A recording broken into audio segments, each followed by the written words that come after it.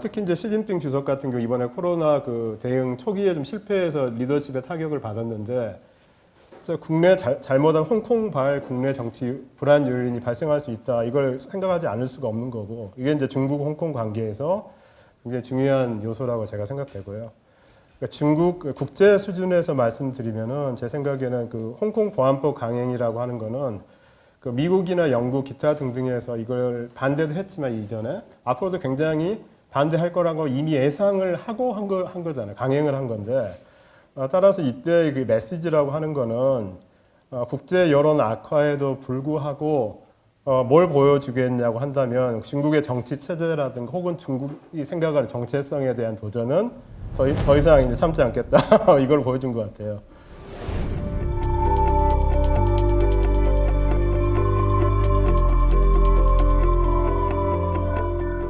그러면서 미국 역시 중국의 어떤 특히 중국이 지금 홍콩을 통해서 보여주는 이런 어그레시브한 모습은 용납할 수 없다.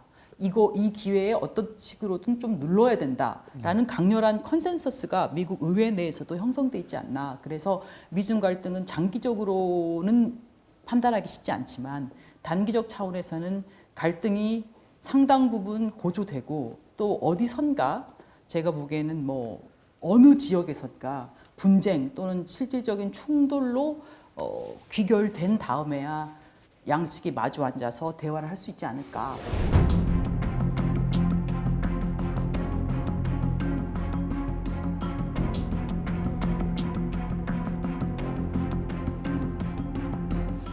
지금 트럼프가 지금 이 조지 플로이드 사건 이후로 매우 국내적으로 위상이 좋지 않고 또 대선까지 시간이 있긴 하지만요.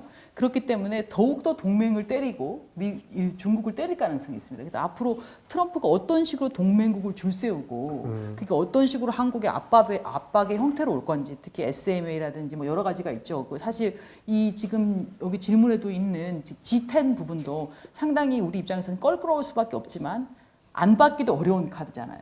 그러니까 이런 미묘한 카드들 또 압박 이런 것들을 다양하게 구사할 가능성이 있기 때문에 사실 그 포인트도 좀 지켜봐야 되지 않을까. 트럼프의 어떤 행보도 좀 지켜봐야 될 것 같습니다.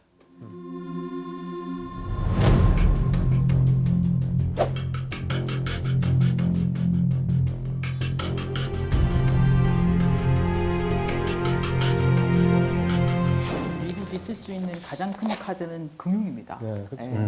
금융 제재를 가했을 경우 미국의 제재는 되게 금융 거래를 못하게 하고 또는 미국 금융망 자체의 접근을 막는 게 이제 대표적인 제재 형태인데 만일 이런 그러니까 중국 뭐 물품이나 화해를 썼을 경우에 그 나라 국가나 기업에 또는 개인에게 금융 거래를 하지 못하게 막으면 사실 그건 살아남을 수 있는 방법이 없어요.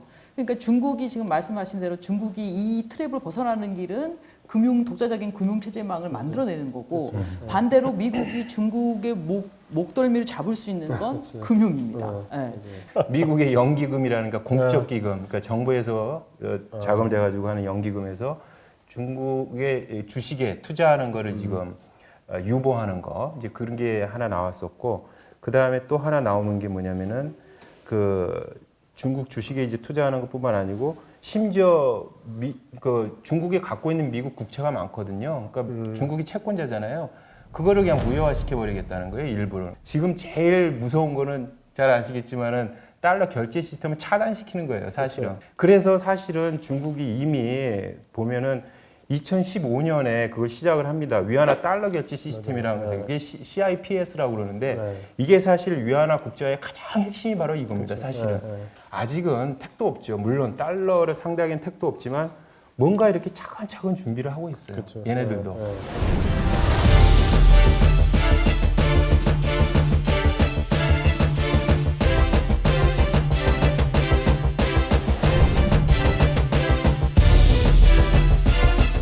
저는 경쟁 영역이 되면 좋겠어요.